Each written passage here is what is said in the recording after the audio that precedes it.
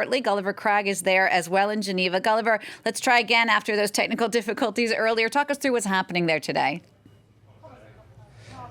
Well, I think that those technical difficulties were due to Vladimir Putin's motorcade going by just behind me as he's on his way to the Villa de la Grange. His security apparatus presumably interferes with our signal. Anyway, he's gone by now and he's due to have a brief photo opportunity with the Swiss president and then sit down with Joe Biden for what are set to be 4 to 5 hours of talks, at the end of which the two presidents are due to give separate press conferences. Now, we're told that the Russian side had wanted to have a joint press conference with Joe Biden, but that the Americans decided that that would not be appropriate, perhaps because they don't want a repetition of the press conference with Donald Trump 3 years ago, where Trump said things that many Americans rather wished that he didn't. Perhaps Joe Biden didn't want to be put on the spot by Vladimir Putin in that way. But they also have a more serious official reason for declining that opportunity, which is that they don't think that it is appropriate. Joe Biden has been clear that he regards Vladimir Putin as an adversary,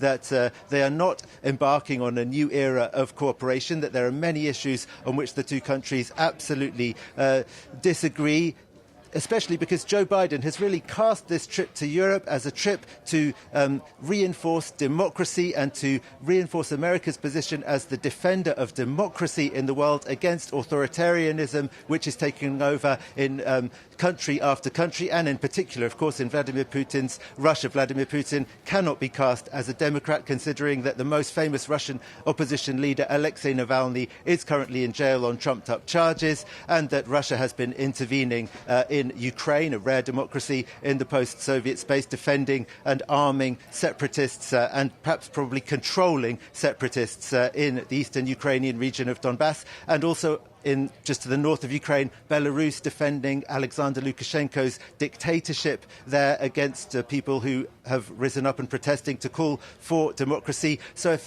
Joe Biden is the defender of democracy, Vladimir Putin is clearly one of his main adversaries in the world at the moment, and there is very little chance of progress on any of those main issues. That's not to say that there's no chance of progress at all, though, because Russia and the United States do want to, at the very least, get their diplomatic apparatus back set up again after expulsions of numerous diplomats in April this year left it basically in pieces. So we're hoping that diplomatic relations will be in some way restored. And there's also perhaps some chance of at least some progress in discussions about nuclear arms control. And the Russian spokesperson going into those talks had said something along the lines of just the fact that the two men are around the same table is an achievement already. But as you were saying earlier, this notion of separate press conferences doesn't bode well for any communal breakthroughs. Is there any place, do you think, that we could find some common ground between the two men?